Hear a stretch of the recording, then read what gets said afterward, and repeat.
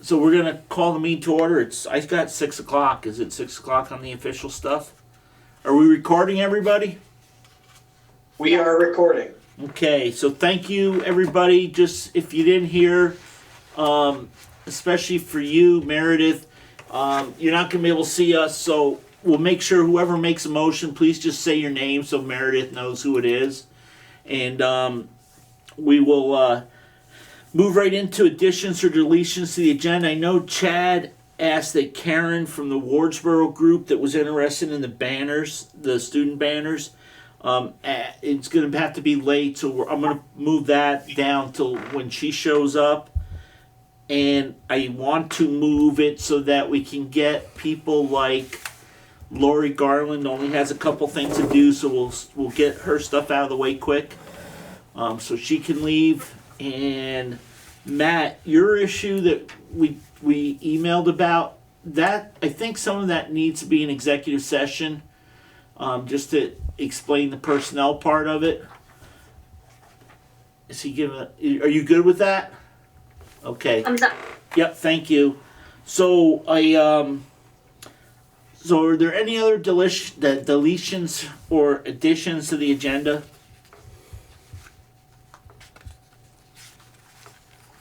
Hearing none, I'm gonna skip over members of the public for a minute because actually I don't see any. Members of the staff, are you guys okay if we bounce over you for a few minutes?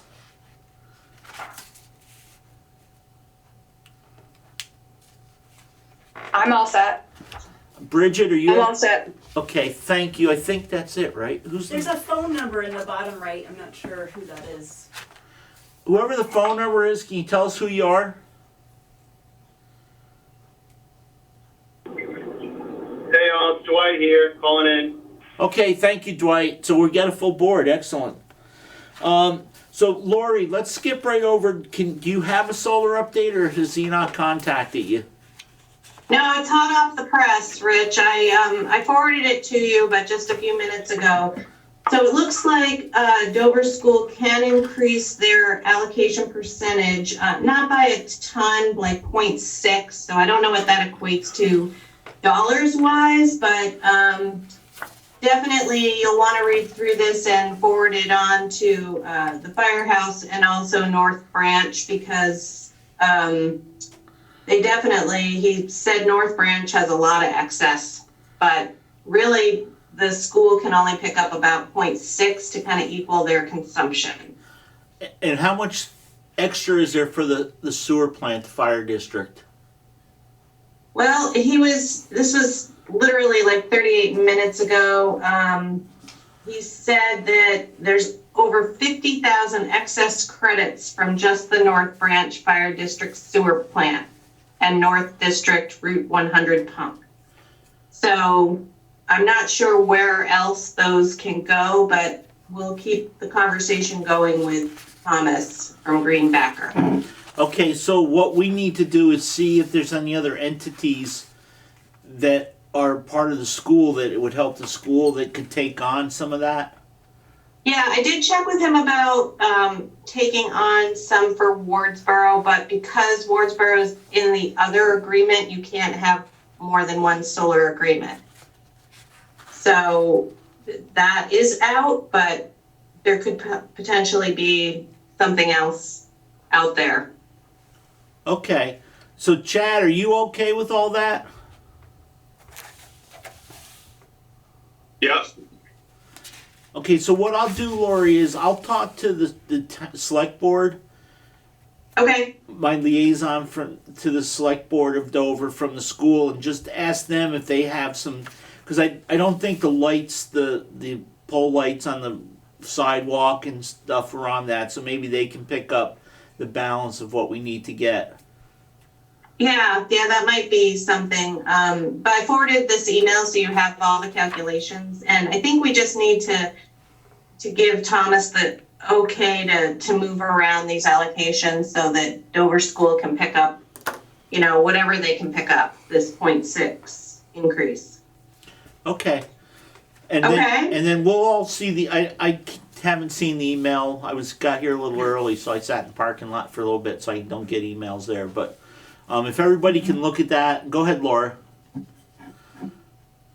Sorry, not looking at it right in this moment. I only sent it to Rich. Do you want me to Okay. send it to the full board, Rich? Yes, please. So Thomas works for Greenbacker? He does. Okay. It's a gentleman we had a conversation with back in early in the spring. And he's the one we've emailed about what we can do. And I think also Lori's been checking because the check was in the mail for the lease, for the annual lease payment. And we got that straightened out though, correct, Lori? We do. It is accounted for. Okay. So anything else on the solar array? Chad, maybe when Karen from the select board, is she still on the select board? For Wardsboro? Yes. I know Yes. she said she was going to the meeting, but Well, I was thinking, Lori, that may be when she gets here. Maybe we'll ask her if the Wardsboro Select Board know of anything they may have interest in too. The town hall or something. Transfer station, town hall, something like that. Right. Yeah. Okay. It just can't be the school. So No, I think it's. Yeah, so that would be good. Okay, so then I liked, Lori, your pictures and stuff for the playground. You want to do that one? Richard? Oh, go ahead, Lori. Sure. Oh, Hang on.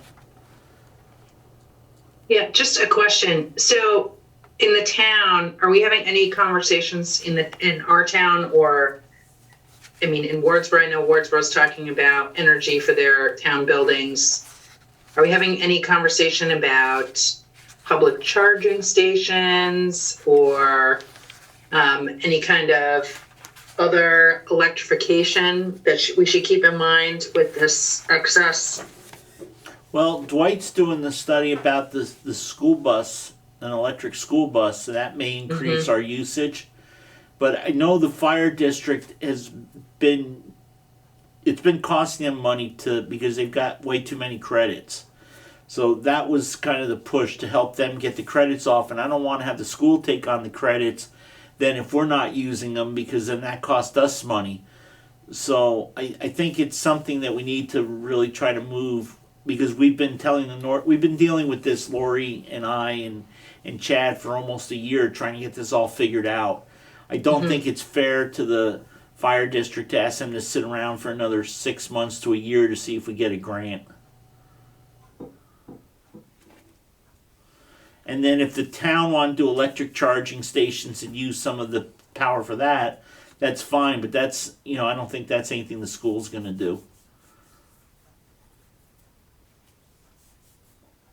We might want to look into it, actually, Richard. I mean, some of our staff may be interested in that in the future, and there may be funding coming. There probably is funding that's coming through in the federal funding. So we might want to look into it, actually. Okay, well, we'll ask the select board.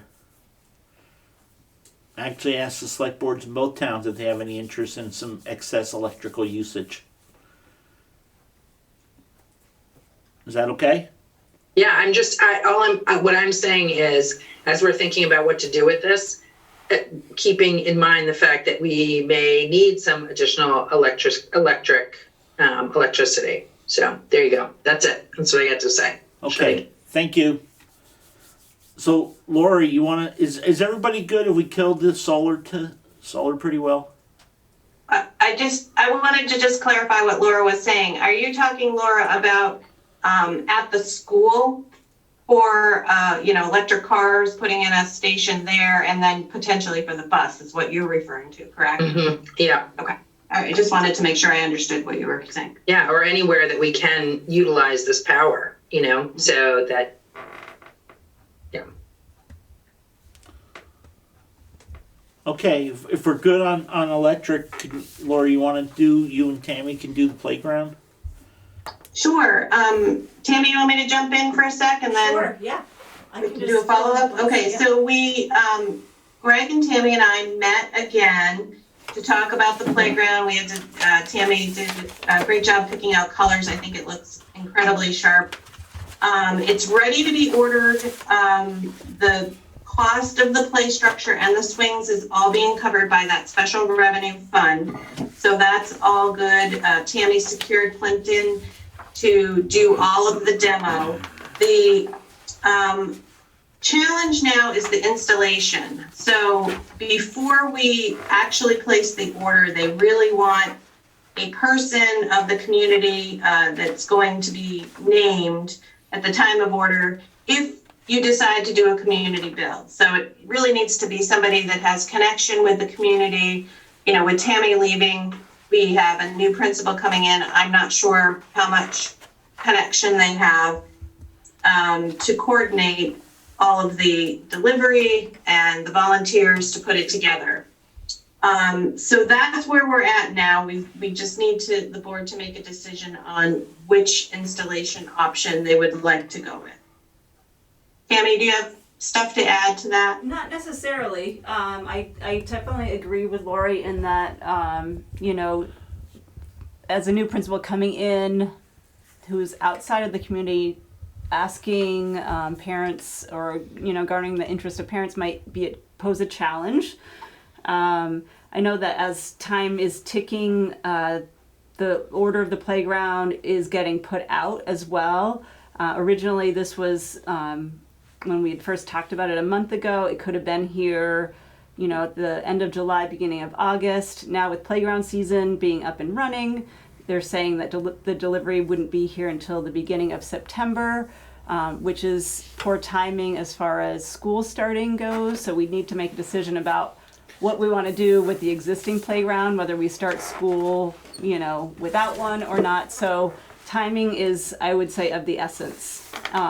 Also, Lori, I wanted to point out that you have in your table here included on the update, there's a safety grant that Greg would apply to the installation, correct? Yes, the VISBIT safety grant, every year we get $10,000, and Greg thought that this would be because Wardsboro has had a playground safety audit, it qualifies them for the $10,000 grant. So that could come off of the manufacturer's installation, you know, leaving $8,400, which part of it could come again from the special revenue, may not all be able to be covered by that, or it could come from the general fund. So Lori, that basically, is, what it boils down to is, if we build it ourselves, it's still going to be $5,200. If we have them build it using the VISBIT grant, it would only be an extra $3,241.60. Because I guess that is correct. We wouldn't qualify for the VISBIT safety grant if we did it ourselves. You could. We would have to ask them, you know, which takes time. But it could come off of that, whereas now you'd only be using $5,200 of the grant. So you wouldn't utilize the entire grant. Could go for, you know, another school district, that type of thing. It's really about the coordination. I mean, that is the biggest, you know, challenge, is having somebody that knows the community, somebody that's willing to put it together, and have the community members come in and do the build on the certain days that the pro service people can be there. So I guess with the way that this came down so late, with not a lot of planning and just, you know, kind of dropped on us, I don't think we have a whole lot of option. I mean, I think we need to, you know, just move forward.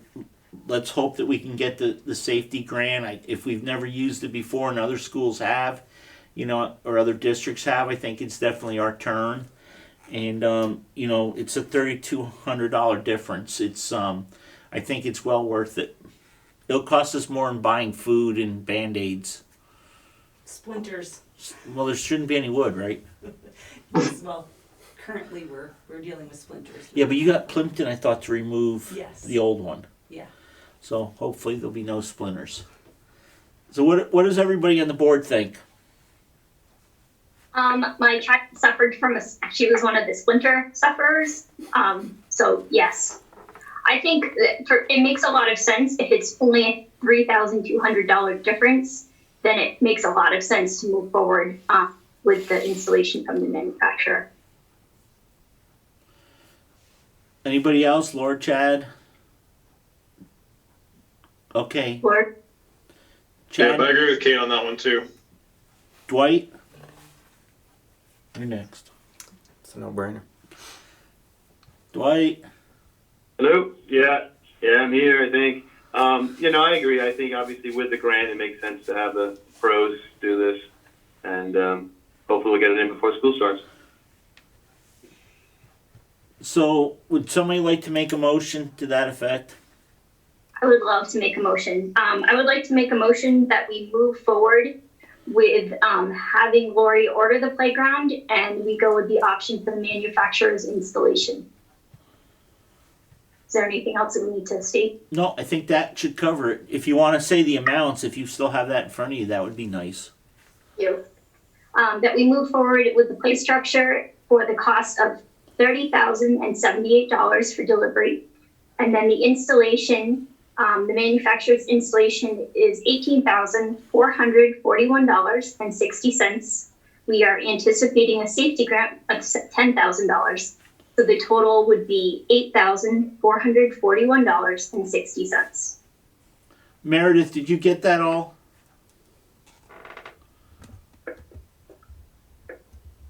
Yes. Okay. Who would like to second that motion? I would. Thank you, Laura. So the motion's been made and seconded. Is there any more discussion? The only thing I'd like to say is, again, is if this is something that was so needed and so important that we did so quickly, I wish it had been brought up back earlier in the season just so we could have tried to coordinate something and save some money. But I do understand the reason to do it, and it would be nice for students to have a good playground. So I would definitely support it. And as Mike said, it's a no-brainer, especially if we can get the VISBIT grant. And when will we know that, Lori? We can apply on July 1st for the new year, and we'll know pretty quickly. I don't anticipate any problems with Wardsboro getting this grant, particularly because they've had that safety audit. Okay, perfect. Thank you. Any other comments, or are you ready to vote? Hearing none, all those in favor say aye. Aye. Aye. Aye. It appears to be a unanimous decision in the affirmative. It is. Congratulations, Tammy. There'll be a new playground when you leave. Well, Well, there'll be a new one here for your successor. so one board meeting, all of you can go out and slide down the slide when it's in. How about that? Lori, only if you come I'll up come and back lead the to way. I'll be there, no problem. Okay. I'll be right behind you, Okay. pushing you, saying, good going. Lori, I don't think we have anything else for you, correct? I think that was everything. Oh, I got one other thing, and I asked them to print it, the financial procedure manual. Has this been adopted yet by Wyndham Central, or is this something you're asking the schools all to adopt, or is this just something you've got in place and it's an administrative tool?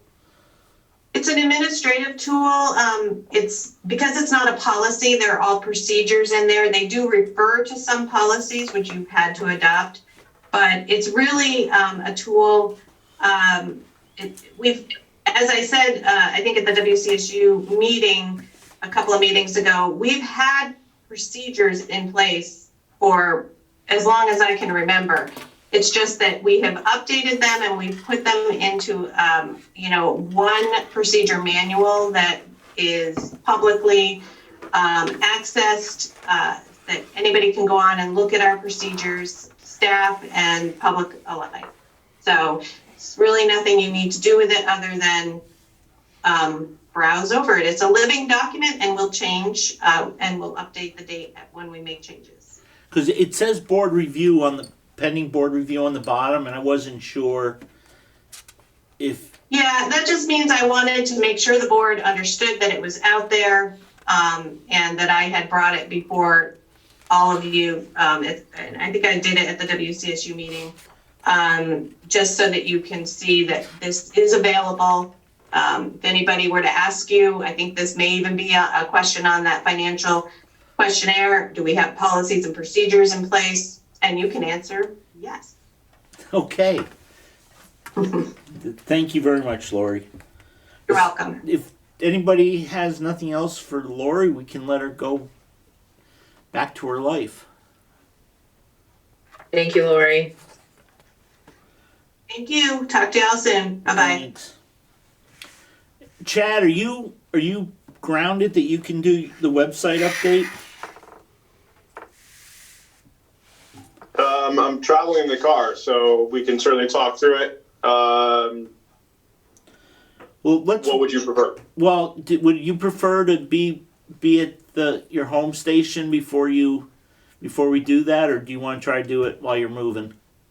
I mean, I can certainly do it while we're moving. There's a whole lot that's going on. I've had some great feedback and contribution from the nursing services, from pre-K. Matt tidied up technology for us, so these just need to be added into the actual layout. What am I missing? STEAM coordinator, who is on leave at Wardsboro, did a fantastic job, and I can't thank her enough while on maternity leave for providing a great set of write-ups on a few of the projects. So I'll be working with Jen Finaldi to couple those with some pictures from those events. She's has a great photo history of each of those. So, the progress is moving along quite well. When Cynthia came down for her visit with Derek and myself, she essentially gave me a pretty solid crash course, Derek as well. But he's a little more technology versed, so he was understanding it well. But to be able to add the content so that we're not just creating and sending to them and relying on that sort of intermediary, if you will. So as we're tidying up and going through the edits, it should be moving along very, very well. So I'm very pleased with progress. Okay. Are there any questions for Chad? So are we still, do you think we may be live come fall?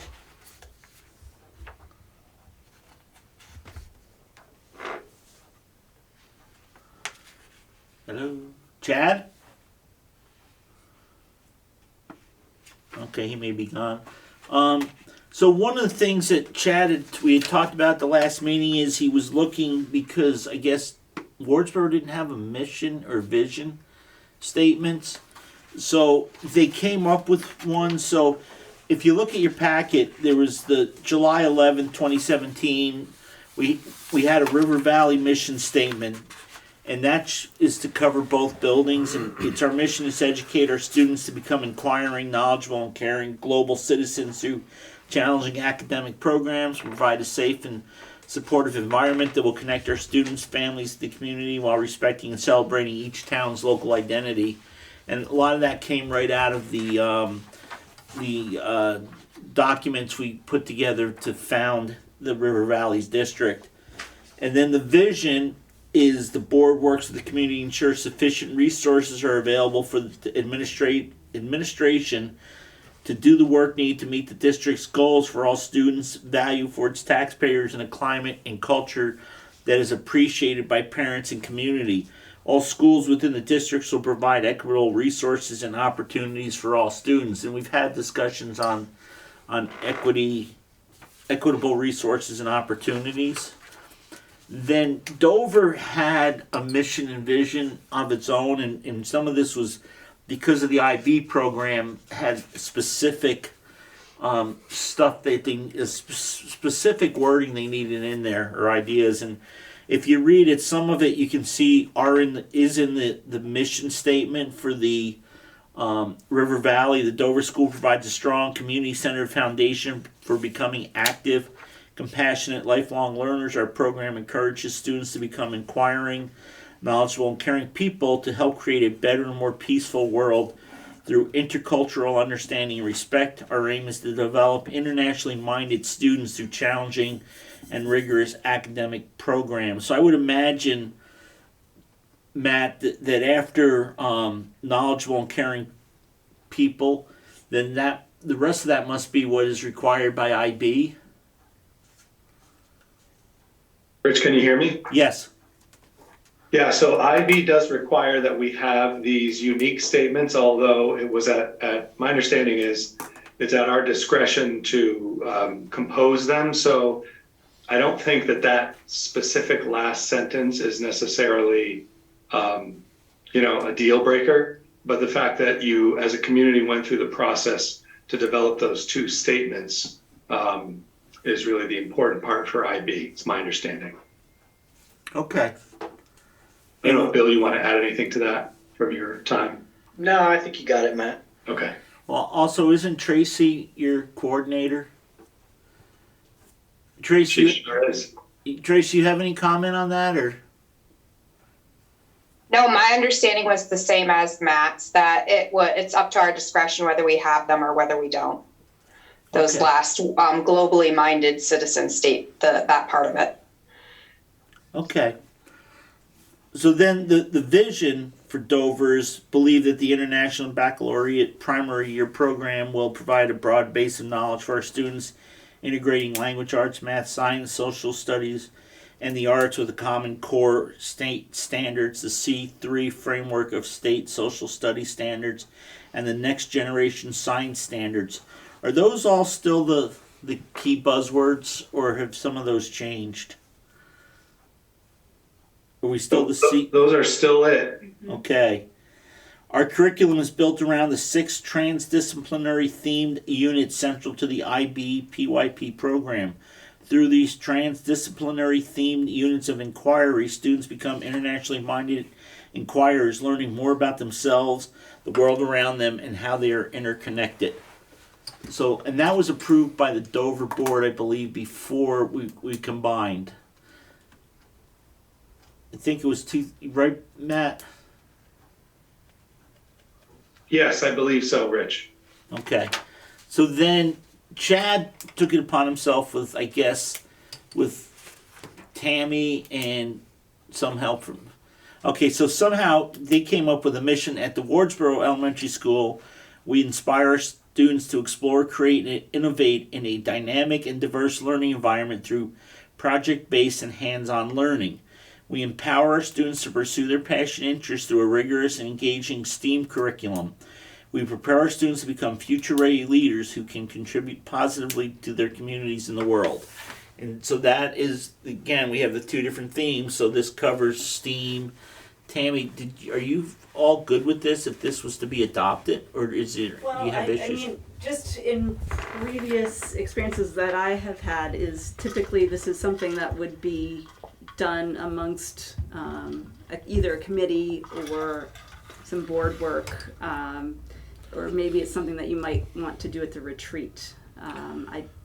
Generally speaking, it isn't done, behind closed doors with 2 people. Okay. So if everybody's good with it, why don't we do this? Why don't we use what he put together as a mission and vision as a placeholder? And again, we spent numerous hours in meetings, reviewing this and having open discussion and getting input from staff. So I take it staff didn't get any input on this. No. Okay, and the community did not get it. Okay. Why don't we do this then? We have the 2, they're existing. Let's put this in as a placeholder. And let's make that a fall project to ask the staff and the community and the school district to look at this and our new administration. Is that okay with everybody? Be a good committee for Mike. Yeah. Yes. Chad, are you back with us?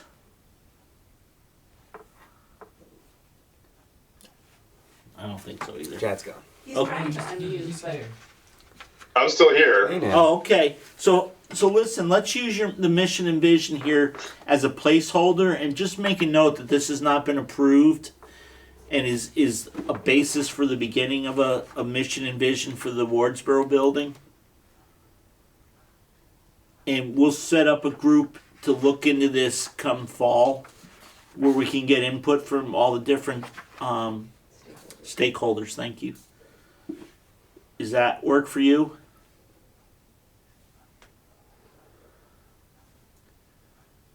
I'm good.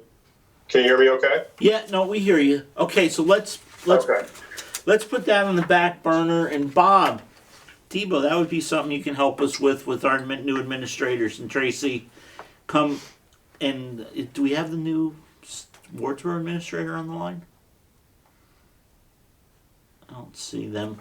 No, Donna is not here tonight. Okay, so maybe Bill and Tammy and Bob, you can just kind of bring that forward to the new Wardsboro building administrator, something that put on her kind of to-do list.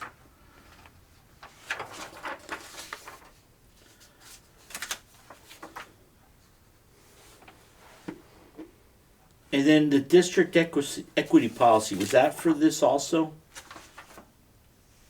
C-29, was that to go on? Yeah, at your last board meeting, you just wanted to make sure that when you reviewed your vision and mission, that you kept in mind the district equity policy as you did that.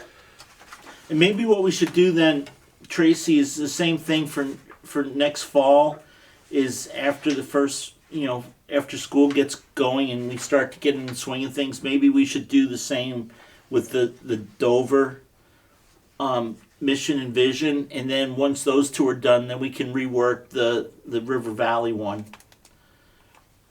to take into account the other two. I will put it on my to-do list. Well, thank you. Okay, so I think that's pretty much Chad. Anything else for the web that you need from us? Not at this point. I just, we've got included in the packet was the food service information.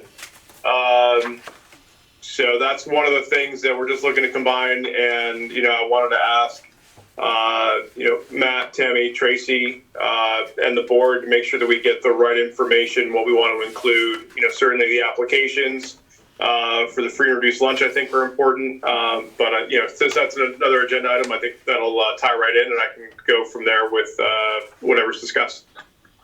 Yeah, I think on the food stuff, that would just be from the administration. That's nothing the board needs to weigh in on, because they know what's going to be required. And doesn't it change every year a little bit? It does. So we just there's new letters that go out at the beginning of every year. So we'll just make sure they get to Chad so they can be put up there so when we go live.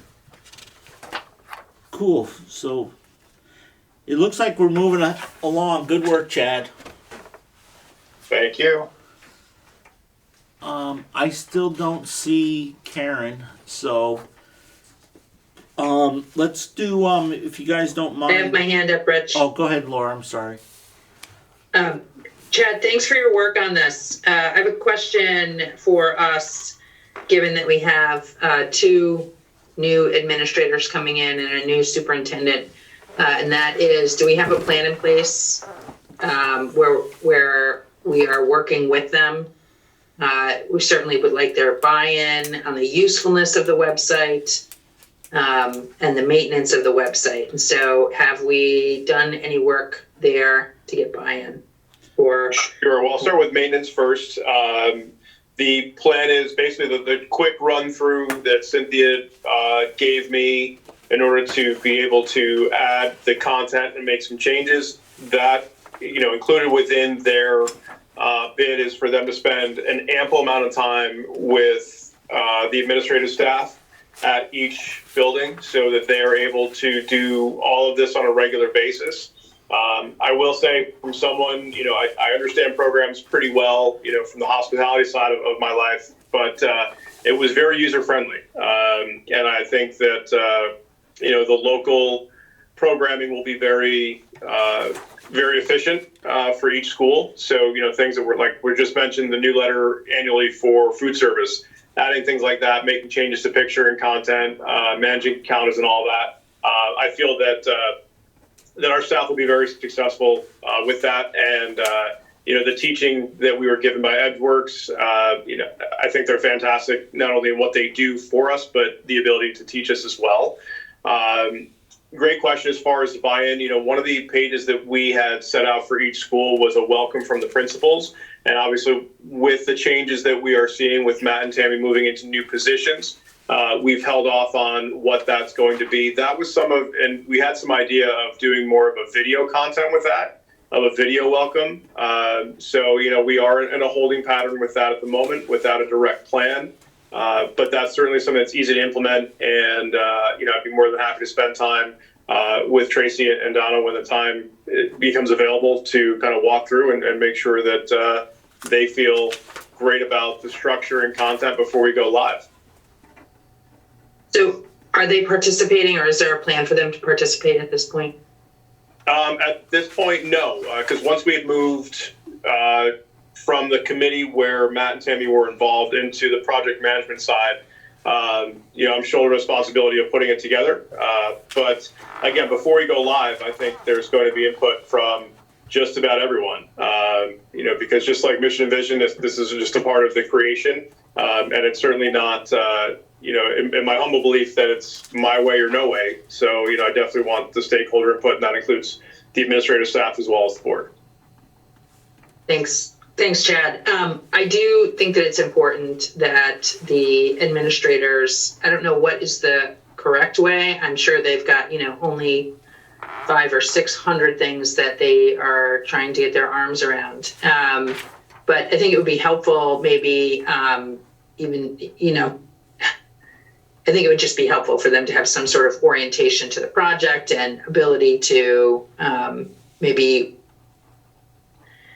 I would hate for them to inherit a done project that they don't find useful. So to the extent that can, Matt and Tammy, Bill, Bob, that we can just do some sort of small plan there to make sure that they have some involvement, I think that would be helpful. I know that there's a lot going on, but this could be a really important tool for our community. So just a small plan to make sure that they're involved before the end. And Chad, thanks for all your work on this. I know you kind of picked it up midstream, and I appreciate it. Mm-hmm. Yeah, my pleasure. Thank you, Laura. Okay, are we all good with the web chats? Bob Tebow's giving us the thumbs up. Thank you, Bob. That's your job to watch that. Make sure The thumbs up. Well, if somebody raises their hand on it. Yes, count thumbs up. Okay. Hey, I'm gonna jump around. Is there any other old business from anybody besides we're waiting on the banners? Hearing none. Let's go to new business. Let's let Bill and Bob just jump on the superintendent's report, and then we can let them leave. So I'll just open that I provided the written superintendent's report for the board, and beyond that, I don't have any other updates. I think Bob was asked to make sure that he updates the principal mentoring plan at the last meeting, and so I think that's what he would like to be able to do. Okay, let's hold on that for a second. So, are there any questions for Bill from his superintendent's cabinet report, or is there anything else that we're going to need Bill for? Do we have Bill at the next meeting? No. No? I just want to say I want to have the opportunity to be recognized, if I might. Rich? Go ahead. You're speaking. I want to thank you, Bill. Well, thank you very much, Laura. I appreciate that. And I think that's all I can say. You have done a lot for education in our district and in our supervisory. And we wish you the best. Thank you, Laura. That means a lot. So, Bill, before we let you go, though, can you, on the contracts here, we're going to make a motion to approve all these and have the board chair sign them. Is there anything you want to say about those before we do that? I really want to appreciate Matt and Tammy's leadership in retaining high-quality employees. And that's what a majority of those contracts are, is a recognition that people want to work in river valleys. They want to work in Wardsboro. They want to work in Dover.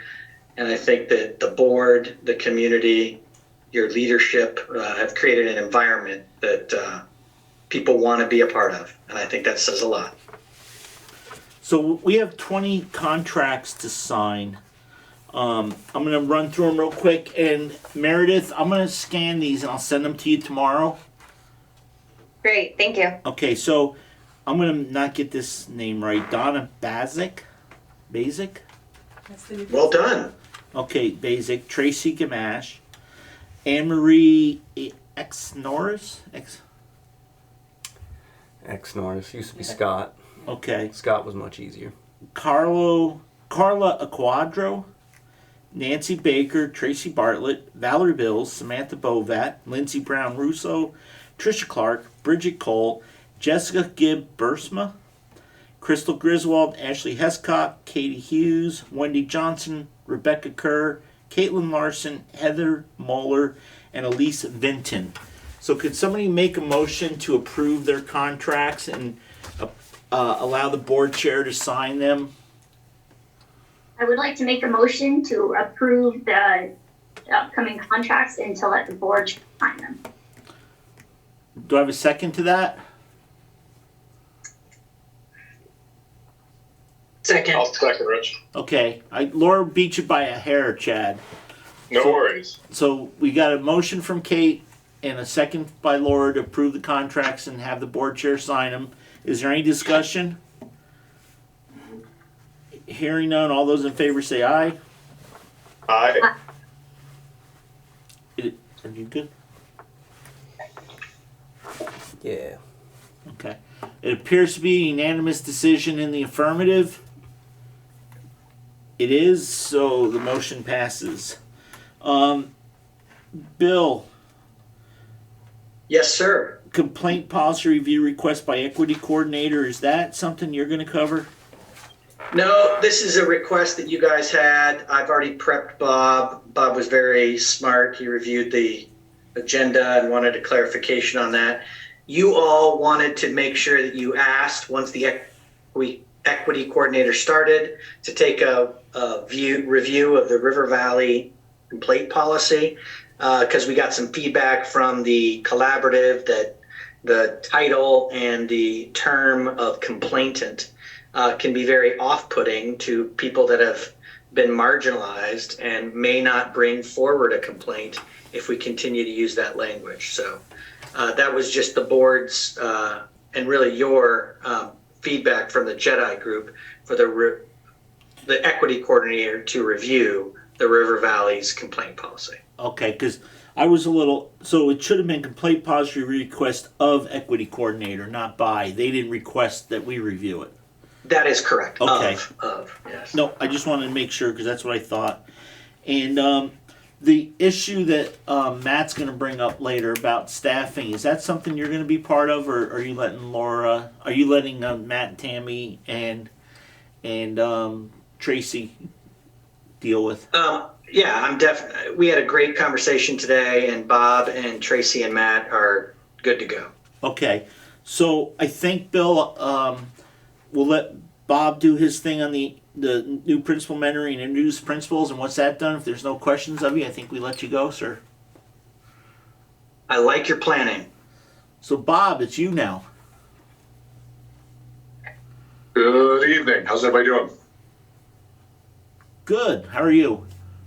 Not too bad. I've been cooking on the grill this whole time, so my food's ready and I'm ready to go. Okay, rock and roll, sir.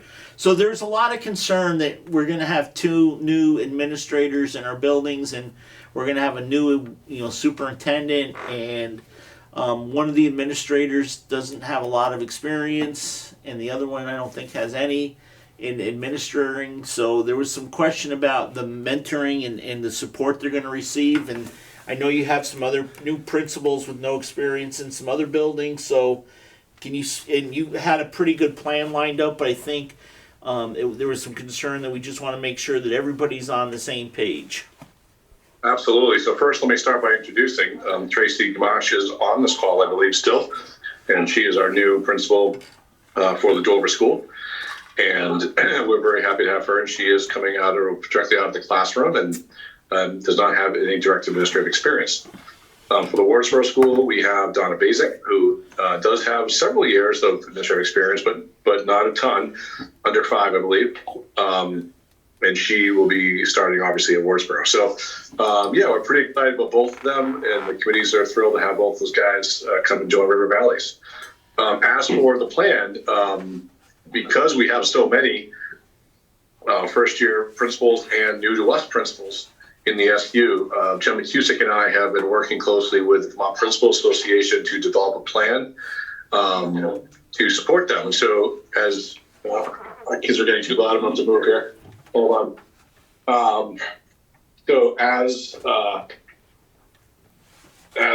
we have the normal mentoring process that will go into effect for new principals through the BPA mentoring for 2 years, Jen and I are also supplementing that with a group coaching plan. So the elementary principals will have one group, and that'll include basically all of the principals in the SU minus New Brooks. And they will be coached by Erica McLaughlin, who is a veteran elementary principal, in fact, elementary principal of the year, and is now an employee of the BPA. And the secondary ones, which is less important to you guys, but the two at Leland and Gray will be coached by Mike McWraith, also a former principal of the year and veteran principal, and now, again, employee at the BPA. So the two of them will co-lead these two groups of elementary and secondary principal mentoring. In addition, they will also have, coaching. And in addition, they'll each have their own mentor for the first 2 years of their work as a principal. So that's our plan. And then, of course, Jen and I will also be available to support them. And for you guys, the two principals will have each other as well. So we feel like there's a pretty comprehensive support mechanism in place for everybody, and we feel pretty good about it. So are there any questions for Bob? Laura, go ahead. I think you're shaking your head. Thanks, Bob. That sounds great. That feels like a good, solid support network. I have a question for you, just about what, with that process, what will success look like for you? So there's two parts, I think, for me. One is individual success of the principals, that they will develop the skills that they need to lead their schools, and they'll develop the leadership potential as well as the management potential that we expect from our principals in these positions. And two, it will help actually facilitate bringing the SU principals close together, because those, for example, the elementary group will cross a variety of districts in the SU, and so they'll be able to learn from each other cross district as well. So some pollination going on there. So lots of opportunities for growth, and I think you guys will be the ones that will help tell me whether or not it's been successful down the road as these guys grow into their roles. That's awesome, and I appreciate you coming back with this information. I hope that the SU board has asked similar questions about making sure that you, as a new superintendent with all of these new administrators, also have a lot of support. We have high hopes for all of you. This is, a great opportunity. Even though we're losing some, incredible educators, it's still always an opportunity. And so I hope that you also are, there's a plan for you to also have good supports in the first couple of years here, at least. Yeah. I don't want to out anybody's age of the three administrators that you're losing, the two from River Valleys and Bill, but I mean, it's got to be 80 to 90 years of experience collectively between the three of them. And so, there's a lot to, and I'm going to be walking into year one as well. So you're right. The VSA does have some mentoring opportunities as well for me. And I'm definitely going to get involved in the regional superintendent work, and hopefully get more involved at the state level as well. So I'm looking forward to that part of it for me and my growth. I've done the VSA Academy already last year, so I have sort of that grounding in that, and my network in the state is huge based on just my years as a principal, my years as an executive committee member at the BPA, president of the BPA, and also my time in two different Waddington cohorts. So I feel good about my support system in place Many of them are principals, not supers, but some of them are also supers. So I feel good about that. And I think Bill hasn't exactly told me where he's going to be living, what his phone number is going to be, but I'm planning to be able to track him down. We'll just look for another ball band in the city. I'll find him. Don't worry. Well, thank you very much, Bob. I appreciate that. Absolutely. Thanks, Rich.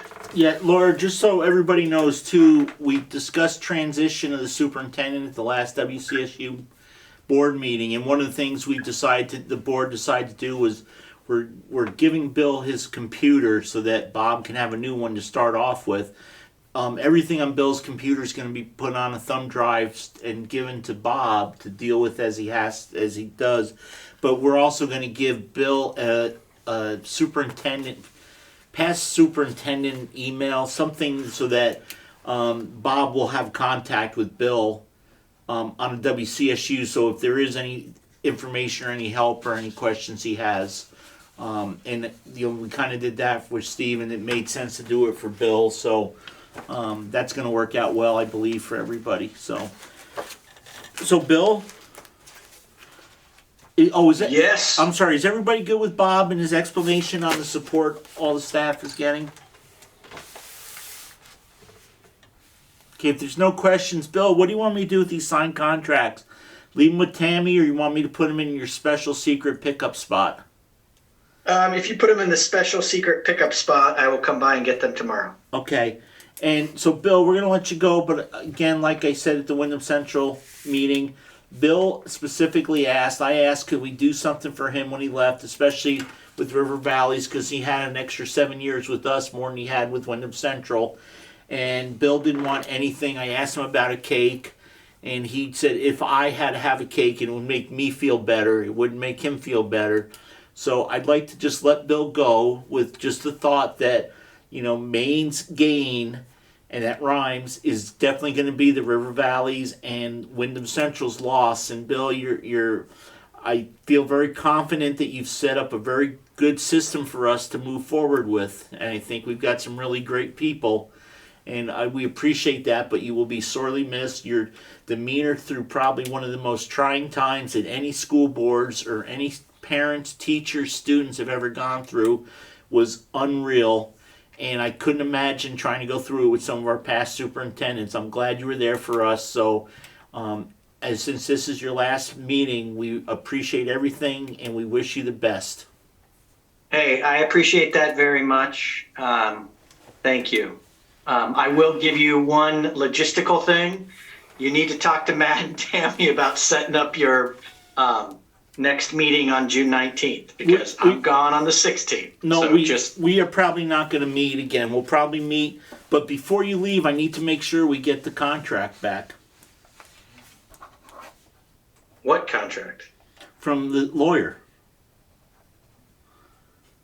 The union contract, is that? Oh, yeah. No. I'm on that. I'm riding herd on that, buddy. Yeah, okay. I just want to make sure that we don't have to dump that on somebody else. No. I'm gonna take care of that. Don't worry. Okay, so is everybody good? Thank you, Bill. We really appreciate it, and it's been great working with you. Hey, it's been great working with all of you. Your community is very lucky to have you all. Thank you very much, guys. Have a great evening. Thank you. I just messed up the date because I'm so Cheers. sad. Okay, so I think we covered superintendent's principals reports.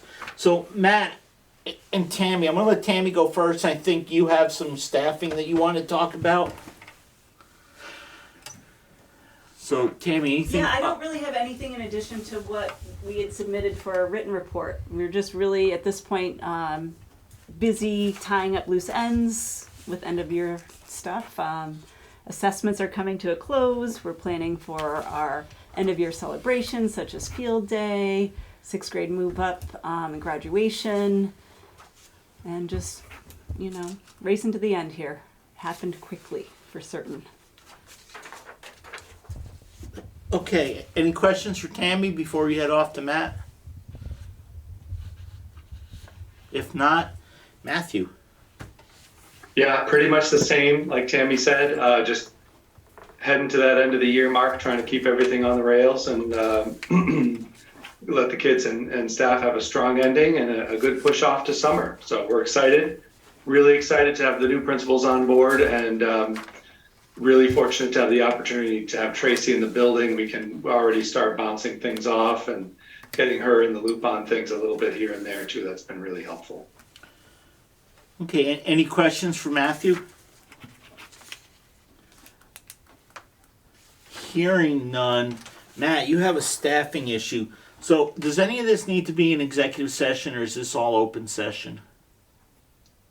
I would double check with Bob on this, although it looks like maybe I don't see Bob on anymore, but I think some of this is personnel related, but then I think you'll probably want to have some time in public session as well, Rich. Okay, so you'll have to prep us first, and then we can come out. I think so. Okay, so I'm gonna put that off for a few more minutes. I skipped over members of the staff, and thank you for allowing us to get some other people out. Bridget and Tracy are the only two I see. Do you have any staff issues other than what maybe Matt's gonna be doing? I have none. Thank you, Bridget. I'm just here with Matt. Okay, you're shadowing Matt. See what it's like.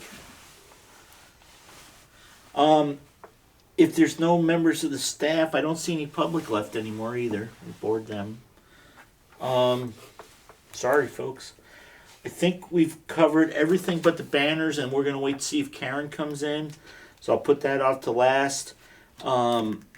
Minutes of the May 15th and May 17th meetings to approve. There's action. It's consent agenda. Does anybody have any problem with the minutes from those two, from the May 15th and May 17th meetings? 17th says Schwaber was there. Oh, didn't include you. No, son of a bitch. Is your name not there? No. Okay. No. So, Meredith, can you just make sure? We are live and being I'm recorded. sorry. Just a reminder for everyone. Meredith, can you change the 17th minutes to show Mike Urquhart versus Mark Schauber? Yes. Okay. So other than that correction, is there anything else that anybody saw in the minutes? Good catch. If not, if there's no objections, we'll accept the May 15th and May 17th minutes as corrected. I have no correspondence. Matt and Tammy, you don't have anything for us, do you? Okay. June 19th is the next meeting, and we're going to do an electric bus update. Dwight, are you going to have anything for us by then? Yeah, I'll have some stuff for you by then. Okay. My suggestion was going to be that we maybe not do a meeting on the 19th. Didn't know if Dwight would have any information for us, because I think Bill's going to be gone. Bob does not take office until July 1st. Tracy, will just be after school. We'll have had that Friday. We'll have a luncheon with everybody. So, Dwight, would you be able, if we did if we had a short meeting after the luncheon with the teachers on the 16th, would you have whatever you need? Yeah, I think so. And if there's anything in detail, maybe I'll email it ahead of time. Would that work? Yeah, that will definitely help. So why don't we plan a half hour after the meeting on the 16th, and we won't have a meeting on the 19th, and I'll let Matt and Tammy kind of do whatever they need to do with their successors, and it'll be just one less meeting. Does anybody have a problem with that? Anybody on the board? I have a concern. Go ahead. So the ESBA, I believe, sent out a couple new policies that they want us to adopt by August 1st. Are we meeting at all in July this year, or should we try to get this done before the June 16th meeting? I don't think we're going to get it done by the June 16th meeting, because that doesn't give you a lot of time, and I know even for parents and people, there's a lot of stuff going on. So I think, Kate, we should definitely do something in July. Well, because it's a two-step process. We have to. Right. Yeah, that's fine. We can start. And then we can. We need like a month and two different meetings to get it done. I can work. Who else is on the policy committee? I was trying to recall, and Isn't it Mike? Are you on the policy? I have no idea. Does anybody? I'm not much of a policy guy. I know, but I thought. Did we put myself in there on the first day? I did probably because I thought that we wanted one from Wardsboro and one from Dover. Is Laura? You're not policy, right? No. Yeah, and I wouldn't be policy, so it must be you. I'll do it. Let's do it. So Kate, just hook up with Mike. so Mike, I'll do a quick, I'll check with you real quick on your availability. We'll set out an agenda and we'll make it so that other folks can attend if they would like to. We have to warn the meeting that we do for policy committee, and then we'll just kind of review it and bring it forward. How's that sound? Fantastic. So we'll have, So if those are required policies because of new legislation, then there's usually those are pretty easy and there's not a lot of discussion on them. So if you think they'll be ready by the 16th, we can post them, adopt them for posting on the 16th, and then we can approve them, and we'll have a meeting in July for that. if they're like required, do we need to have it go through the policy committee to do these two required ones, or can we just bypass that step and report to the board on the 6th to warn? We could do that, Kate. My only concern is we make a policy committee, we ask you to do policies, and I hate to bypass, just like the transportation. I hate when we appoint a committee, we ask people to do a job, and then we don't give them their job, or we don't let them do their job sometimes when it's more convenient. So it's up to you. You're now the policy guru for the board. So tell me what you think. I tell you what, why don't you review it, and if you don't think that there's much for you and Mike to do with it, then just make that recommendation. We'll set up the agenda in the next couple days for the end of next week's meeting, and we'll put it on there if we don't need it. If you don't need to do it through policy, then we'll bring it right to the full board and we'll get it out early. Okay, that sounds good. Does that work for you? Does that work for the board? Okay, got one thumbs up. Cool, you good with that? I'm totally cool with that. Okay, Mike's good, so thank you, Kate, for keeping track of that. So let's plan on having a short meeting after the meeting on the 16th. We'll do electric bus update and review possible action on policies. How's that?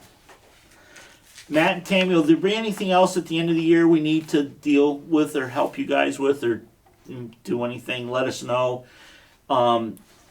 If you can let Donna know and Tracy, if there's anything you want to bring to the board for when you first start, let us know and we'll get it on that agenda, okay? Okay. Who's down in the lower right-hand corner? That's Karen. That's Karen Davis. Oh, good. Hey, Karen, we're gonna go to you since you're here. We've been holding off till you came on board, so. Thank you. So we've had this banner discussion, and I know you had some exchanges with Chad about it and stuff, and we've I actually met with the Dover economic person I think a week and a half ago, and he has some interest in bringing it forward to the Dover Select Board to see if they would help with some funding. And I think Chad said you may have had some funding sources or you had some comments or ideas, so it's open discussion for you. Okay, let me just tell you where I heard about it. Wardsboro received Village Center designation a year ago in April. And last September, I hosted a brainstorming session with anybody in town that wanted to come. I think we had about 20-some people to throw out ideas of what is your vision for the ideal Wardsboro Village Center, which, by the way, is the main part of Main Street where all the businesses and church, town hall, library is, and then a little stretch of Route 100 where there's some stuff. And Chad attended that meeting, and he gave us the suggestion, apparently the school board had talked about this, of putting banners up on Main Street to celebrate students and possibly other stuff in town. And so it got put on the list. I thought it was a wonderful idea. And then the village center has had maybe 3 or 4 additional meetings to try to figure out what we can do, what we should prioritize, etc. And basically what we're focusing on is McMichael Park and ideas there, because we probably got the most ideas for more recreation and all that good stuff. So there's no funding. There are opportunities that come with being a designated village center, but where we are right now is focusing on McMichael Park. We have what we're calling a mixer on June 23rd to invite anybody and everybody, kind of like a little cocktail party, to share both the municipal energy resilient program and our ideas, but also village center ideas focusing primarily on McMichael Park. And we don't want to go any further looking into funding opportunities if in fact the majority of people say, no, we don't want to give up the girls softball field so you can make other changes. And then we say, okay, I guess we're done with McMichael Park. But if they're open to that, we have a lot of ideas about adding pickleball and other cool stuff. And that's where we are. So I do not have any funding hanging out that can buy banners. That's not to say that can't happen, but the priority of the group working on Village Center has been focused on McMichael Park, since that got the most, I guess you'd say, ideas thrown at us when we brainstormed. Does that make sense? No, that does. So one of the things we talked about in this group too was that maybe we could do something where businesses could sponsor a student and, you know, do a little blurb underneath. So we're not we haven't made any decisions yet, but one of the things we also wanted to do was make the application to have your student on a banner would be a questionnaire that would help both, well, in Dover for economic development and the schools to know, where did your child go to secondary school? Were you happy with it? What were pluses and minuses? And just try to get some feedback, because one of the things that happens with us is after 6th grade, the student moves on and there's not a lot of contact with the student after that, and we don't know. We know where students go because we pay the bills, but we don't know if they're enjoying it, if it's been a good experience for them, if there's things we could have done to make it better, if they were well prepared. We get anecdotal stuff from teachers in Brattleboro, talk to some teachers up in the valley and say, wow, your students do really well here, we're really impressed. So there's no real solid feedback, so we thought that could really be part of it, that if you want to apply to have your student be on a banner, we wouldn't just put people on banners because they're graduating, but we thought there could be a twofold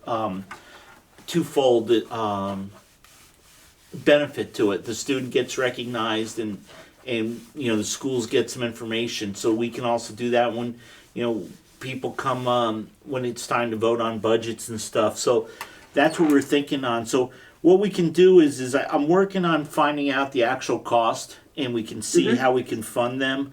And like I said, I know for Dover students we've got a source of funding, and maybe we could figure a source of funding out of Wardsboro too. But let's kind of get an idea of where the cost is and see where your group goes, and maybe we should meet after your mixer over the summer. Maybe like in a September meeting we can have another discussion. That sounds absolutely great. And in the meantime, I will not be able to attend tomorrow night's select board meeting, but I can and expect to be on the one on June 20th. And I can share this with the select board just so they know, they're aware that this is being discussed. I can't imagine there'd be any concern, but it's just not nice to do stuff without letting the select board know. So I will take it upon myself to make sure I share that on the 20th, and I'll give you feedback, which I don't think there's going to be a problem at all. But again, surprises are not good when we're doing stuff like this. So I can at least do that immediately, and then I would be happy to touch base again in September and see where we go. And having some cost figures would be extremely helpful to plan for. So all sounds really good. count me in to continue to talk to you about it. Okay, well, I really appreciate you talking with Chad about it. Sure. And, yeah, we'll touch base again. Kate, can you just put that in your notebook for the September meeting? And Meredith, make sure that shows in the minutes that we want to get together with Karen again come September. Chad or Sure. anybody else, do you have any other questions, comments, thoughts? I just want to thank Karen for taking the time and actually have a busy schedule tonight and the diligence she's making for the town of Wardsboro to, have a nice community spot that is, well utilized. Because I think it's definitely what we're missing is a little bit more, now that we're post-COVID, hopefully, if that's the right thing to say, gathering spots for everyone to, really enhance the community again. So thanks to her and thank you, Rich, for finding time for Karen to be able to bring that and work coordinating in a coordinated effort with us. Appreciate it. Thank you. My pleasure. Do you need me for anything else? No, I think we're good. I really appreciate it again. Good luck Thanks for the invitation. I'll look forward to chatting with you later. And good luck with your cocktail party. That part will be enjoyed, I'm sure. So, great. Have a great evening, all. You too. Bye. I think, unless I'm mistaken, we've covered everything on the agenda, correct? With the exception of staffing. Oh, June 16th, we're going to be at noon at Dover, correct? Okay. No Bill, no Bob, but Tammy, Matt will be there? I will be there. Cool. Okay. So I guess I need a motion to move into executive session. Hang on, I have one other quick note, which doesn't make sense. I have something about the Wardsboro food policy. Is there something we're supposed to do for...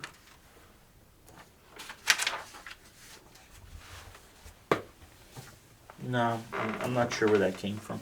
Okay, can we get a motion to go into executive session for staffing issues, personnel issues? I would like to move to enter executive session for the appointment, employment, or evaluation of a public officer or employee, provided that a public body must make the final hiring or appointment decision and explain its reason for the decision in open meeting, VSA 313A3. Do I have a second? Thank you, Laura. So we have a motion second. All those in favor say aye. Aye. Aye. It appears to be a unanimous decision in the affirmative. It is. Go ahead, Kate. I would like to make a motion for the board to enter executive session under Title I, Section 15 of the Vermont Statutes Legal Consultation 313A1. Second on that, Laura? Okay, Laura seconds the motion. Second. Is there any discussion? Hearing none, all those in favor say aye. Aye. Aye. Aye. Okay. We're in executive session.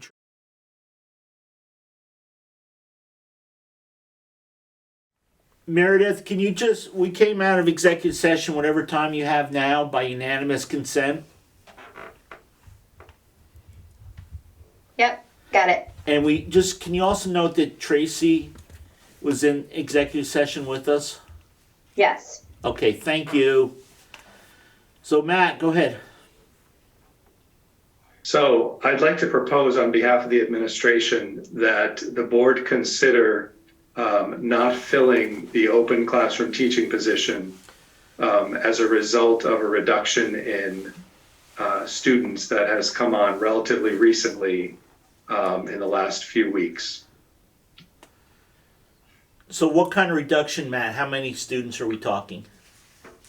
We've seen approximately 11 students in the last several weeks that we've learned have made firm plans to relocate for next school year. So can you go through what the numbers will look like in the Dover building? Yes, so it looks like in particular in the upper grades, 4th, 5th, and 6th, if we were to combine all 3 grades, it would equal 21 students. And presently we have two classroom teachers contracted for that age group. And we are in the process of interviewing and filling a third classroom teacher position because that's the current model. When this information emerged to us last week, it became clear that we felt like it was important to bring this issue to the board for discussion based on our reputation of a taxpayer-friendly, educationally sound budget, and also what we think is probably best for the students in those grades in terms of groupings and opportunities. And what do you have left in the pre-K, K1, 2, 3? In terms of numbers, Yes. Rich? Yes, please. Pre-K is at 15 at the moment. Often that goes up over the summer. Kindergarten 14, first grade 12, second 12.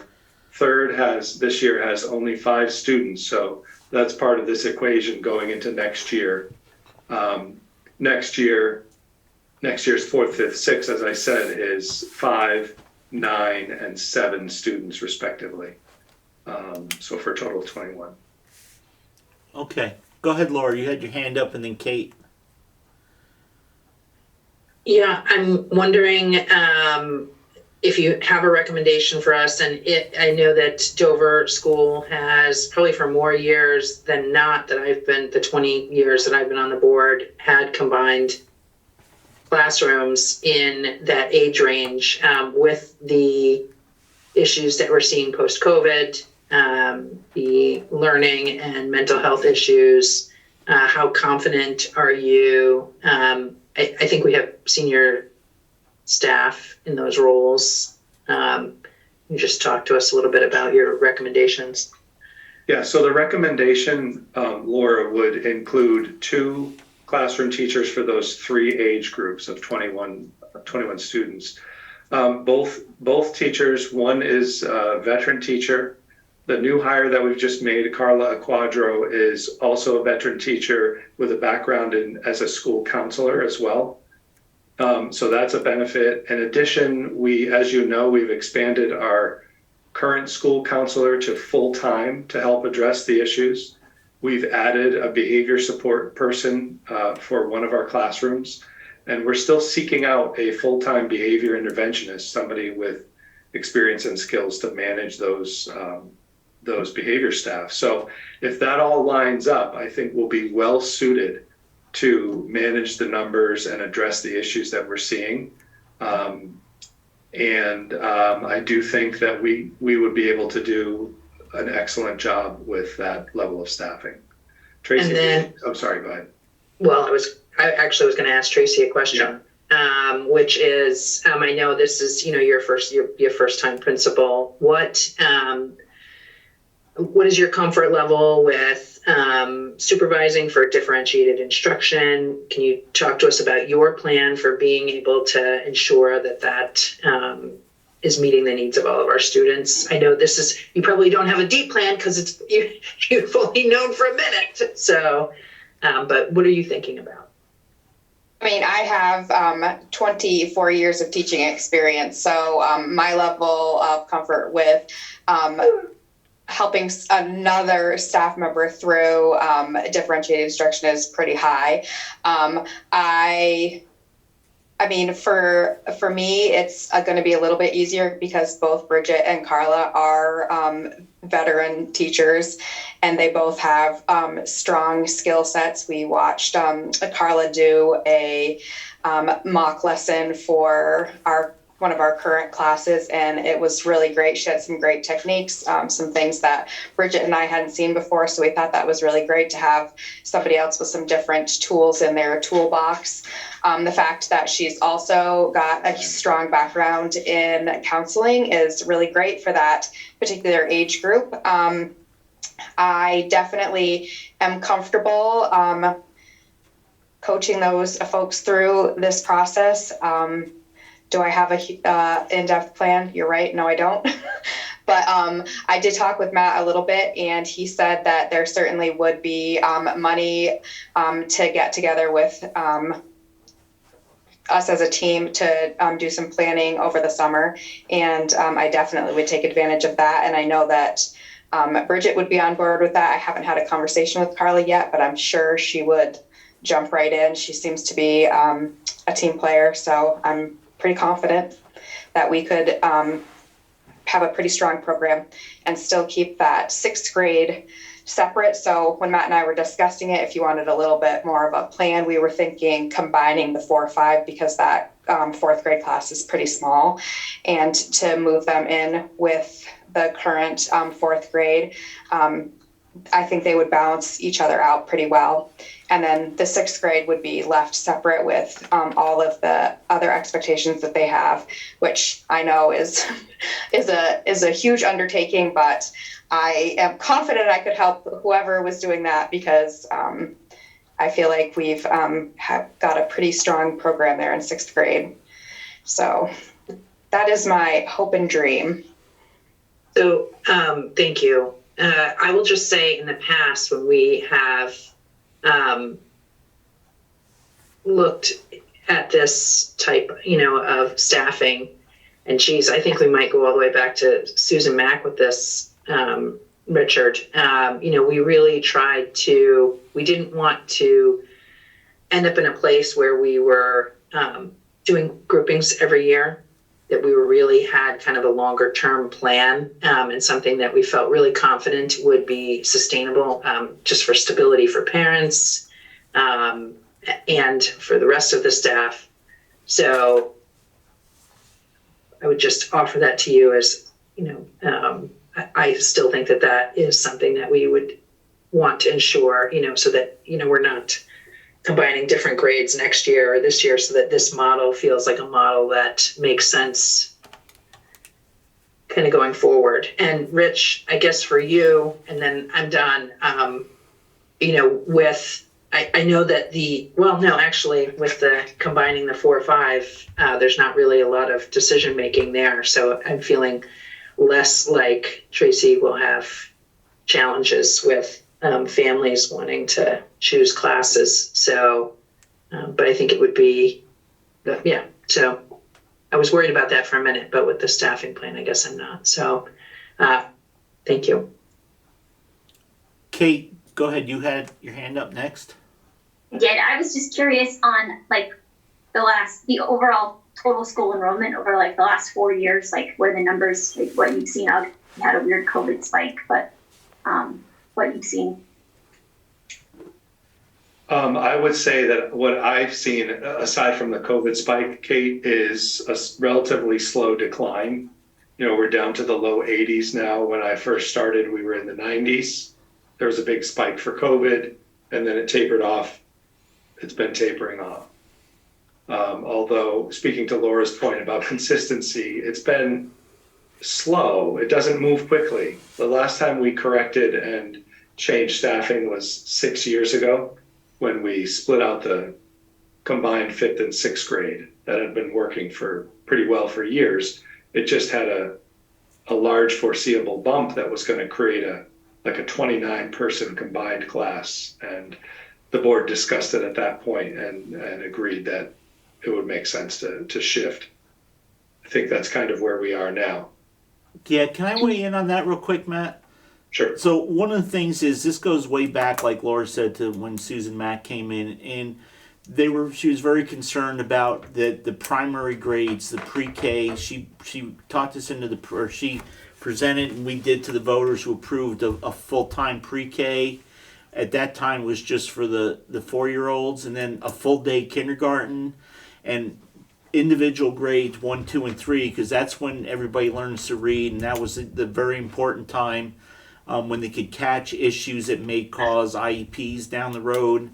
And then the 4, 5, and 6, you have the students who can now learn, and then you can split them up. So it was kind of like Laura was saying, one of the concerns was it was fluid. So there were some years that there was the 5th grade got split somewhere in one grade. They needed a little bit more reinforcement, and some went with the 6th grade who were doing a little bit better. And that did become a problem, but can be fluid too, because it sounds like you've got a small group. So you're going to have a small 4 and a larger 5 and then a larger 6, and so next year it'll be probably that 4th will now be 5th, so you'll keep them with whoever, or you'll make a decision then which way you want to go, and then when that small group is in 6th grade, it might be a combined 5th, 6th. So that did become fluid, and that was based on the recommendations of the administration and the teachers at the time. And student placement was definitely something the board didn't get involved with, but that was definitely that the classroom teachers would meet, have a discussion, decide where they needed to be, and then the final decision was, to the administration. And if a parent didn't like the administrator's decision, they could go to the superintendent, but that was it. So I think we're going to be okay with that. And I think, I'm sorry, it's Tracy. I'm going to call you Matt and a bunch of different names for a while. But I mean, I think too is you're not locked into it forever and ever either. So, if you come through and all of a sudden we get 12 new students moving in, then we may have to do something midterm. And, there will be some leeway that you can move some staff around if you have to. So, we would be supportive, I think, as a board, as long as you have some good background and good thought on that. Kate, I'm sorry, did you have anything else to move forward with? No. No. Dwight or Chad or Mike? Yeah, Rich, I had a couple questions. Just so I'm clear. So for next year, you're recommending the 4 and 5 classroom be one classroom and 6 be another classroom? I mean, at this point, Dwight, that's one option. We haven't really gone too deep into the development of what it would all look like. I think there are a few options, but Tracy would really need to discuss that with the staff and take some time and think it through, look at the strengths and weaknesses of the group. But certainly a combined 4 or 5 and a separate 6 makes sense. There are other options that could also benefit the group, and the team would just have to, consider all those options, I think, and make an informed decision. Okay, and looking forward, you said right now in the 3rd grade, there are how many kids? There are 5. They're in the 3rd grade? Okay. Next year's 4th grade will be 5, Dwight. Next year's 4th grade. And so the 2nd grade now has No, the 3rd grade now, who will be 4th graders next year, have 5. Right, okay, and that's 5. Yeah, that's that's the projection for, okay. And that's been pretty consistent for the last few years. And the 2nd graders now will be in 3rd grade next year is like 12. 12. Okay. So obviously down the line, that group's going to move through. So not to look too far down the road, but that group's going to be moving through. So there'll probably be some sort of change again when that group, assuming they stay the same. There might be some changes. Well, that's why I just said that, Tracy will have to, next year come budget time, we're going to have to look at her needs and how things went, and did she need maybe some additional support somewhere that maybe isn't a full-time teacher. So and also we've also hired in the middle of a year. We've added last year, we try to add 2 full-time positions, one in each building for the behavioral person, correct? Right. So I mean, we also, if Tracy gets into October and things aren't working and she needs some more support, she can come to the board and we can try to do the best we can to support her. Right. Okay. So, Chad, you have anything, or Mike? I'd combine. No, I'm pretty good. I think the way everything was answered, we see the projection, so theoretically this could be a 2-year plan, 2 to 3 year plan. As Matt pointed out, that the attendance numbers tend to correct themselves in time. So I, support what the administrators are discussing and appreciate them taking the time to be budget conscious and make sure that we're still taking care of the kids and their educational needs. Thank you, Chad. Go ahead, Mike. Yep, I grew up with combined classroom, so I got 0 problem with it. Yeah, if everybody's good, I've been making some notes, and I did. Matt did send me an email saying this was going to come up, and I did send Matt an email in reply to some stuff because, as Laura said, this is not a new discussion, and the only thing is, I believe doesn't some of the staff in the building have experience with multi-graded classes? So, I mean, to me, that's a little bit of a plus. It's not a brand new experience. And then, you know, I think, again, Tracy and Matt and Tammy and everybody, you know, to get Tracy going, you know, just make sure that you talk to parents and let the students know what's happening and get input from them also, because that's what we're going to need to make sure that this works and that we succeed, is, you know, make sure that there's a lot of communication about it, because I think that's going to make a big difference. And as Mike said, he liked multi-age classrooms. I know a lot of people really liked them when we had them in Dover. You know, but again, there's as many people that like it, there's probably some people that have never experienced it or are concerned or worried that it's a step back. I think stability too is you know, we're seeing some major changes in the demographics of the area because COVID's kind of over and people are feeling safe. And you know, when they came to this area thinking it was gonna, you know, it was safe for COVID, but there's not a lot of there's sometimes not enough draw for them, so we may even see more decreases. So I think in the future, Tracy, we're going to ask you and the administration to really keep track of the numbers.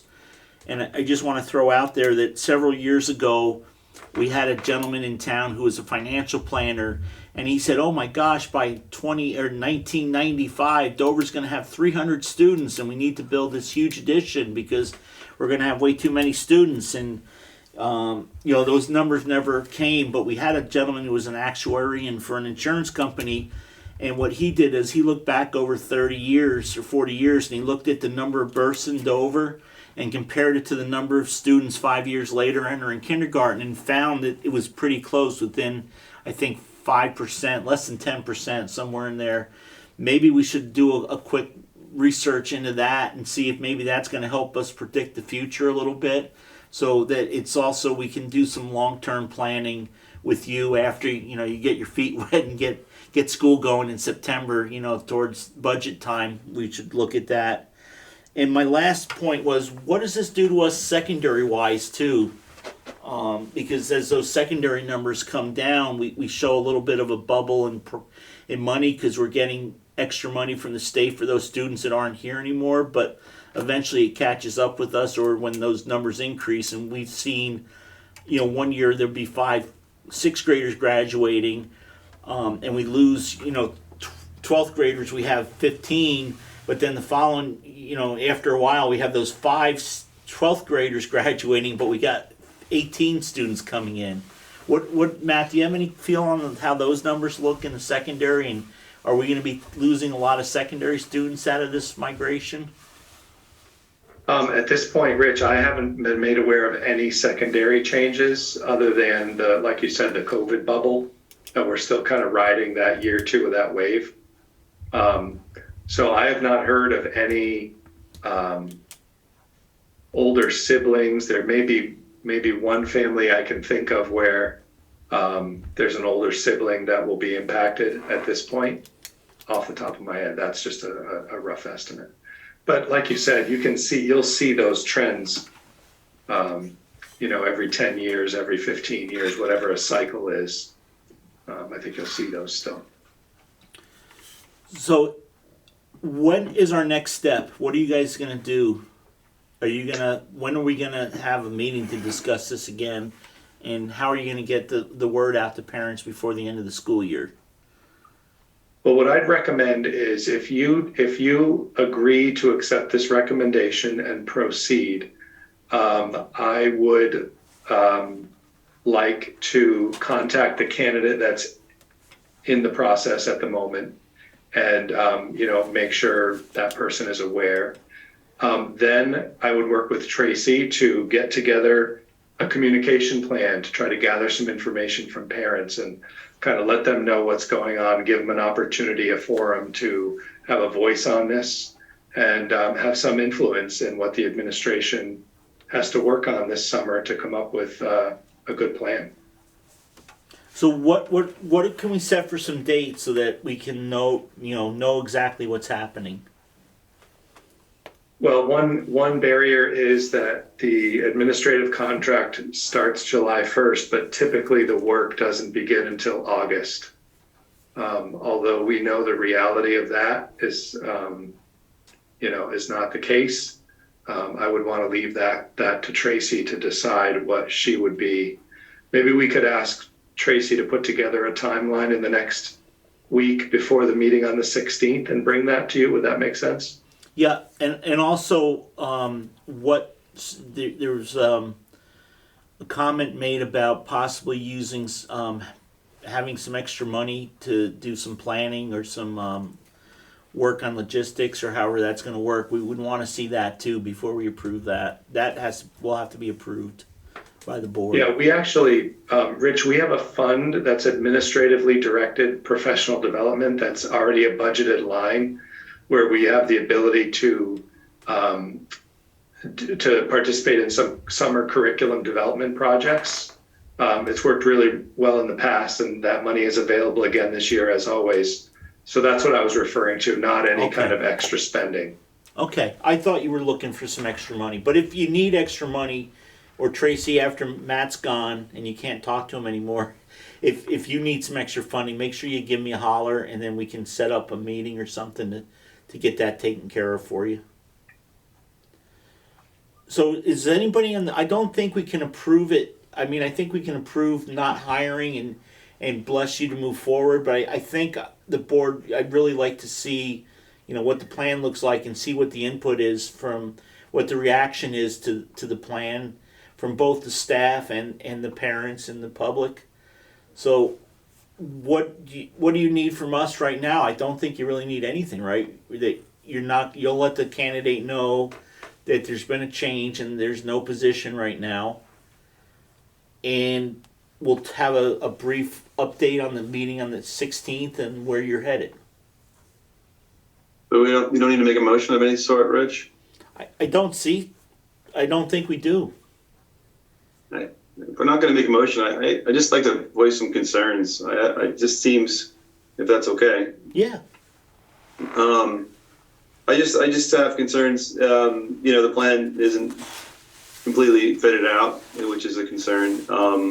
Also, it seems to me that the lower grades still have a reasonable amount of students. So if those come through, we may end up going back to a single grade. And one of the benefits of the Dover School, certainly one of the selling points, is the single grades. And I don't want this to affect other students not wanting to attend the school or come in this area as well. And I think lower grades, and you guys are the pros, not me, but I would think that just single grades with fewer students would benefit those students tremendously as well, because they'd have more individual attention. So I do have concerns. I do trust in the administration. I believe in what they feel this is the proper approach, but I can't help but have concerns over listening to this proposal. So Dwight, I think we've covered that a few times. So if over the summer 20 new students move in, obviously we're going to have to go and hire somebody. But I also think having a fiscally sound budget and letting people know we're having one teacher for 5 students, what's that going to do to the class that has 12 or 15 students? Right, but it's 1 year. It's 1 year maybe, and that 1 year, the money's already budgeted for. And we've had years in Wardsboro where we've only had 10 or 12 kids in a 2-grade classroom, and they moved on, and the next year that classroom had 22 kids. Right, and we can attest to that. And we asked, so we I asked understand that, but we asked for projections. Fiscally responsible, but we are budgeted for individual classrooms. Right, but we also sometimes we overspend the budget too, and I think this was a fiscally sound suggestion, and the administration is not going to make a suggestion that's going to harm students. At least I would hope not. I understand. I just wanted to voice those concerns. Okay, thank you. Go ahead, Matt. Yeah, those are really valid concerns, Dwight, and I'm glad you brought them up. One thing I just wanted to note, well, 2 things actually that might help you feel a little better is when we did have the COVID increase, we added nearly 20% more students than we had, and we did not have to increase staff because they were spread out pretty evenly. That could be the case too if we had 20 more kids and we reduced this to 2 instead of 3 teachers. it still is likely, as long as it wasn't all in one place, that we could absorb that. So I did go back and look at K12 and look at those numbers. That's 38 students. So if those 38 stay with us and end up in 4, 5, 6 in a few years, you're still only talking about 2 groups of 19 if you were to stay with 2 staff members.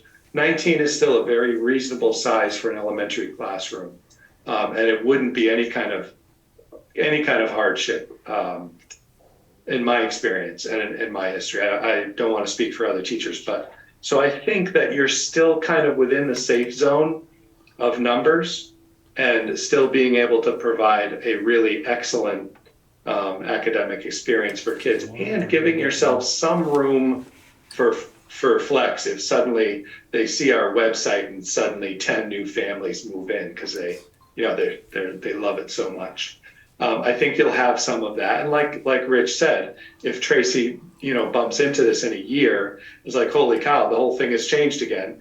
Then you have to be able to roll with that and deal with staffing. But I think as far as we can look out, this to me is the most sensible approach, given looking out, say 4 to 5 years out.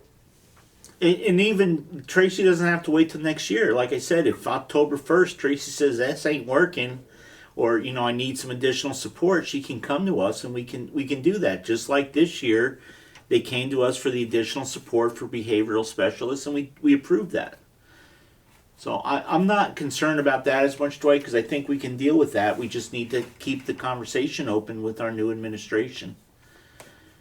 And Laura, I'm sorry, you've got your hand up because you moved.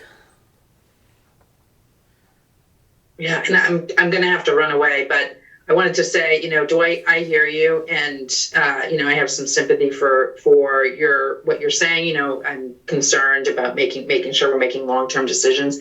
I feel pretty comfortable because of the number of support staff that we have added in the last couple of years, which is pretty significant in terms of education professionals in the building. So I feel good about making this decision, at least in the short term. And I feel like we'll be okay and able to reevaluate. We've got a bunch of things coming together that are, just not awesome timing. But so that's what I wanted to offer. And unfortunately, I do have to go. Thank you all. Matt and Tammy, I hope we see you again. Okay. Congratulations, Tracy. So I don't think we need any votes. Does anybody, again, Dwight, if you want to make a motion, we can't say no, but I don't think there's any motion that needs to be made. No, I'm good. Okay, you go good. Chad and Kate, are you guys good? So just let's make sure, Matt, because right now you're still the man. Let's make sure we get information out tomorrow so people know what's going on, because there will be conversation about what we talked about, and sometimes it's not always accurate information. 10-4. And Tracy, make sure anything you need, Matt will give you my email. Just send me an email and we'll get you whatever support you need. This is going to be, I'm really sorry this has to happen to you before you're even officially the person, but it's, we want to make sure it works for everybody. So let's make sure we have a lot of communication. I appreciate that. Thank you. Okay. So, folks, is there anything else we need to discuss? Financials? Does anything need to Yep. be done with that? I'm going to just do those. But on Matt's issue, are we all set? Okay, thank you, Matt, for bringing that up. Thank you, Tracy and Tammy. And thank Bob and Bill for us too, folks. So we just... Thank you for a good discussion. Yeah, it was a very good discussion. So we have financials in the amount of $616,146.14. Would somebody like to make a motion to approve those pay warrants? And then Mike and I will sign.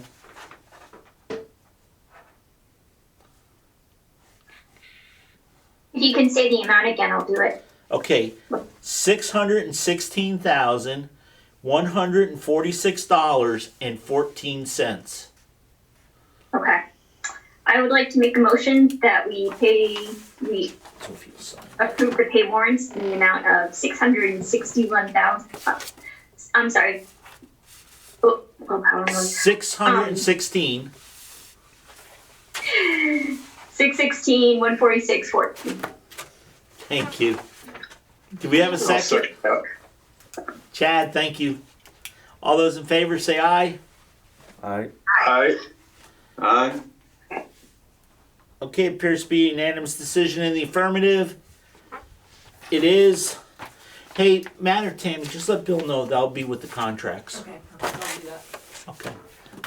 If there's nothing else, folks, do we have a time to adjourn? I would like to make a motion to adjourn at 8:01 p.m. Okay, all those in favor say aye. Aye. Aye. Great meeting, everybody. Thanks, Thank everyone. you.